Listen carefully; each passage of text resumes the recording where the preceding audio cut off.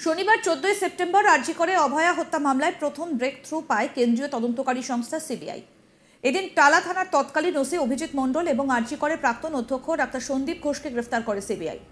তাদের বিরুদ্ধে তথ্য প্রমাণ লোপাট এবং কর্তব্যে গাফিলতির অভিযোগ উঠেছে, আর তারপর থেকেই যেন তদন্তে আরও গতি এসেছে। মঙ্গলবার 17 সেপ্টেম্বর টালা থানার অ্যাডিশনাল ওসি পল্লব বিশ্বাসকে ডেকে পাঠায় সিবিআই।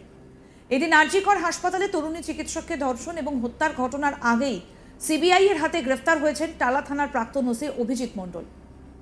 এবার টালা থানার অ্যাডিশনাল ওসি পল্লব বিশ্বাসকেও তলব করল কেন্দ্রীয় তদন্তকারী সংস্থা। মঙ্গলবার আইনজীবীকে সঙ্গে নিয়ে সিজিও কমপ্লেক্সে গিয়েছেন তিনি, কিন্তু হঠাৎ কেন টালা থানার অ্যাডিশনাল ওসিকে তলব করল সিবিআই? সূত্রের খবর, টালা থানার তৎকালীন ওসি অভিজিৎ মণ্ডল এবং প্রাক্তন অধ্যক্ষ ডাক্তার সন্দীপ ঘোষকে বেশ কয়েকবার দীর্ঘ জেরা করার সময় বয়ানে অসঙ্গতি পান কেন্দ্রীয় তদন্তকারী সংস্থার গোয়েন্দারা। টালা থানার থেকে কার্যত ঢিলছোড়া দূরত্বে আরজি কর হাসপাতাল থাকলেও সেখানে অভয়ার দেহ উদ্ধারের দিন কেন তার পৌঁছতে 1 ঘন্টারও বেশি সময় লেগে গেল?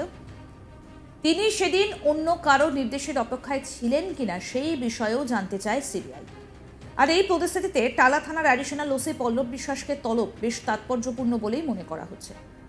সূত্রের খবর, যে প্রশ্নগুলোর উত্তর অভিজিৎ মণ্ডলের কাছ থেকে সন্তোষজনক জবাব পায়নি সিবিআই, সেই প্রশ্নের উত্তরগুলি সম্ভবত টালার অ্যাডিশনাল ওসির কাছে জানতে চাইতে পারেন গোয়েন্দারা।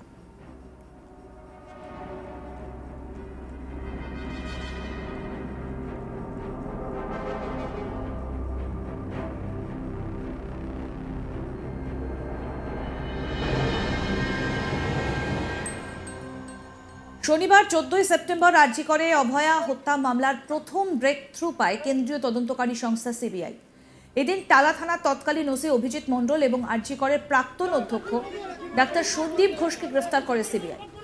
তাদের বিরুদ্ধে তথ্য প্রমাণ লোপাট এবং কর্তব্যে গাফিলতির অভিযোগ উঠেছে, আর তারপর থেকেই যেন তদন্তে আরও গতি এসেছে। মঙ্গলবার 17 সেপ্টেম্বর টালা থানার অ্যাডিশনাল ওসি পল্লব বিশ্বাসকে ডেকে পাঠায় সিবিআই। এদিন আরজি কর হাসপাতালে তরুণী চিকিৎসককে ধর্ষণ এবং হত্যার ঘটনায় আগেই সিবিআই এর হাতে গ্রেফতার হয়েছেন টালা থানার প্রাক্তন ওসি অভিজিৎ মণ্ডল। এবার টালা থানার অ্যাডিশনাল ওসি পল্লব বিশ্বাসকেও তলব করল কেন্দ্রীয় তদন্তকারী সংস্থা। মঙ্গলবার আইনজীবীকে সঙ্গে নিয়ে সিজিও কমপ্লেক্সে গিয়েছেন তিনি, কিন্তু কেন হঠাৎ টালা থানার অ্যাডিশনাল ওসিকে তলব করল সিবিআই? সূত্রের খবর, টালা থানার তৎকালীন ওসি অভিজিৎ মণ্ডল এবং প্রাক্তন অধ্যক্ষ ডাক্তার সন্দীপ ঘোষকে বেশ কয়েকবার দীর্ঘ জেরা করার সময় বয়ানে অসঙ্গতি পান কেন্দ্রীয় তদন্তকারী সংস্থার গোয়েন্দারা। টালা থানা থেকে কার্যত ঢিলছোড়া দূরত্বে আরজি কর হাসপাতাল থাকলেও সেখানে অভয়ার দেহ উদ্ধারের দিন কেন তার পৌঁছতে 1 ঘন্টারও বেশি সময় লেগে গেল? তিনি সেদিন অন্য কারো নির্দেশের অপেক্ষায় ছিলেন কিনা সেই বিষয়েও জানতে চায় সিবিআই। আর এই পরিস্থিতিতে টালা থানার অ্যাডিশনাল ওসি পল্লব বিশ্বাসকে তলব বেশ গুরুত্বপূর্ণ বলেই মনে করা হচ্ছে।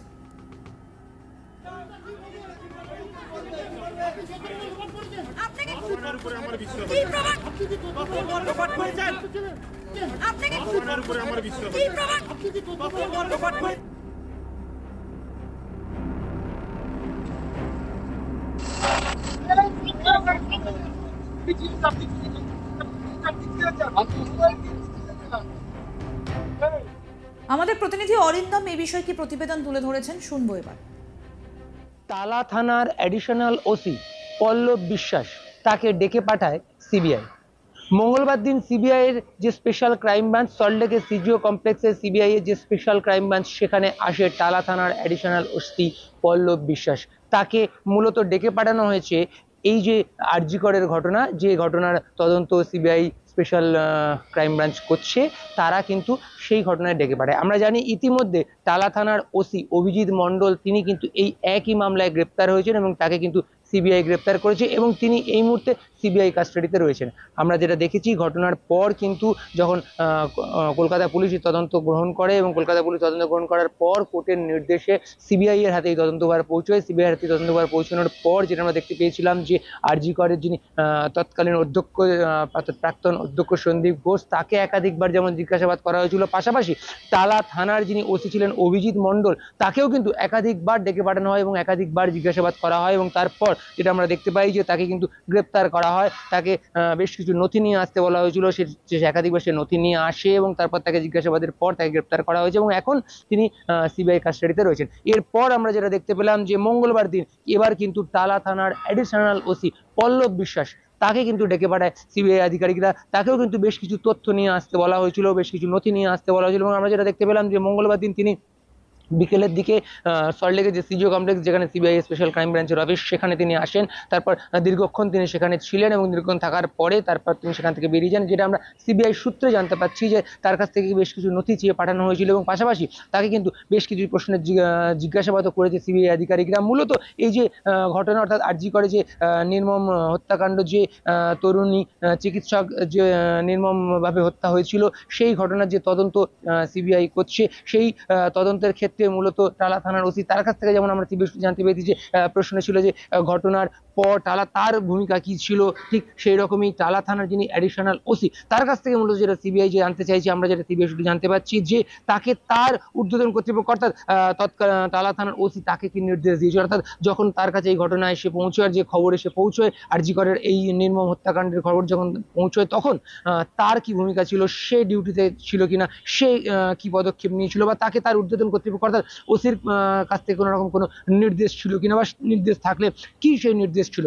এরকম একাধিক প্রশ্ন কিন্তু টালা থানার অ্যাডিশনাল ওসি পল্লব বিশ্বাস তাকে সিবিআই আধিকারিকরা করেছে বলে কিন্তু আমরা সিবিআই সূত্রে জানতে পারছি। পাশাপাশি আমরা যেটা দেখতে পাচ্ছি যে সিবিআই কিন্তু ইতিমধ্যে টালা থানার ওসি তাকে গ্রেপ্তার করেছে, সে এখন এই মুহূর্তে সিবিআই কাস্টাডিতে রয়েছে। এবার টালা থানার অ্যাডিশনাল ওসি তাকে জিজ্ঞাসাবাদ করছে। অর্থাৎ এই যে ঘটনা, অর্থাৎ সিবিআই স্পেশাল ক্রাইম ব্রাঞ্চ যে তদন্ত করছে এই নির্মম যে হত্যাকাণ্ড আরজি কর হাসপাতালের তরুণী চিকিৎসকের, সেই হত্যাকাণ্ডে তদন্ত করতে গিয়ে যেমন একাধিক হাসপাতালের ডাক্তার বা একাধিক পিজি ট্রেনিং তাদেরকে জিজ্ঞাসাবাদ করেছে, ঠিক তেমনি একাধিক পুলিশ অফিসিয়ালস তাদেরকেও কিন্তু জিজ্ঞাসাবাদ করা হয়েছে। আমরা দেখেছি আইপিএস অফিসার তারাও কিন্তু সিবিআই দপ্তরে এসেছেন, তাদেরকেও কিন্তু জিজ্ঞাসাবাদ করা হয়েছে।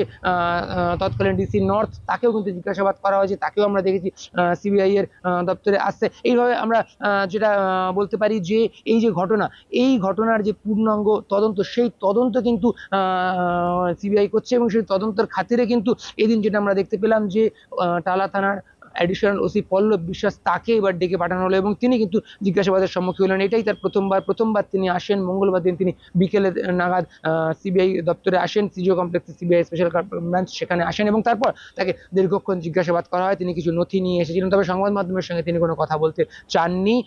তাকে জিজ্ঞাসাবাদের পর তিনি বেরিয়ে গেছেন। আমরা সিবিআই সূত্রে যেটা জানতে পারছি যে তাকে কিন্তু সেদিনের ঘটনার পর তার কি ভূমিকা ছিল, বা তাকে তার ঊর্ধ্বতন কর্তৃপক্ষরা কি নির্দেশ দিয়েছিল, বা তিনি সেই নির্দেশ কি ফলো করেছিলেন, বা তার কাছে কোনো রকম কোনো পলিটিক্যাল চাপ ছিল কিনা, এরকম একাধিক প্রশ্ন কিন্তু তার কাছে জানতে চাওয়া হয়েছে বলেই কিন্তু আমরা সিবিআই সূত্রে জানতে পারছি। দেখতে থাকুন আজ তাক বাংলার ইউটিউব চ্যানেল, সাবস্ক্রাইব করুন।